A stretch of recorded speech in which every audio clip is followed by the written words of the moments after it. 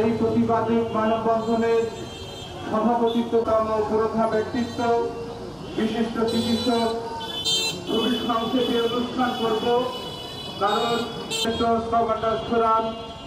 মুক্তিযুদ্ধ ৭১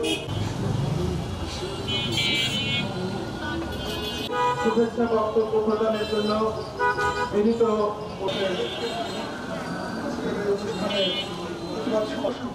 সেটা হলো আমি কারো বিরুদ্ধে যখন আমরা অনুষ্ঠান বন্ধনে রাস্তায় দাঁড়িয়ে ঐক্য একাত্মতা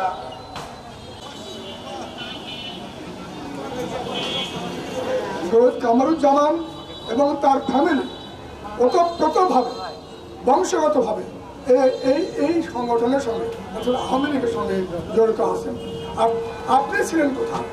আপনার যদি ব্যাকগ্রাউন্ড দেখা যায় আপনি ছিলেন ছাত্র সংগঠনের সঙ্গে অর্থাৎ বিএনপির সঙ্গে, সেই সাথে আপনার বাবা ছিলেন কোথায়? রাজাকারদেরকে পৃষ্ঠপোষকতা করে এত দূরে নিয়ে আসছেন। দুঃখের বিষয়, আপনি একজন এমপি, আপনি কথা বলার আগে চিন্তা করেন নাকি একটু কে খায়রুজ্জামান লিটন, কে আপনি? আমরা রাষ্ট্রীয় কোনো দ্বিধাদ্বন্দ্ব নাই, দ্বিধাদ্বন্দ্ব করছে একটা বিরাট গোষ্ঠী। এই গোষ্ঠী কারা তারা আপনারা সব থেকে জানেন। তারা তাদের স্বার্থ পরিচর্যার জন্য করার জন্য তারা এই ধরনের আজকে খায়রুজ্জামানের অপমান করছে, ষড়যন্ত্র করছে, কুচক করছে, নানা রকম ষড়যন্ত্র তারা জড়িত।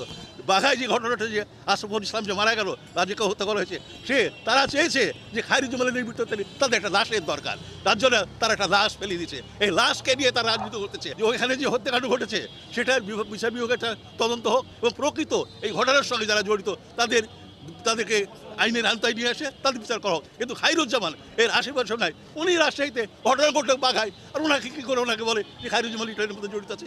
আপনি বলেন এটা হাস্যাস্কর ব্যাপার, এটা দুর্দোষ পরিণত এবং এটা তাদের একটা মানে খায়রুজ্জামান লিটনের মান সম্মান বিনষ্ট করার জন্য, ভূমিষ্ঠ করার জন্য দরকার। কিন্তু এটা কখনো সম্ভব।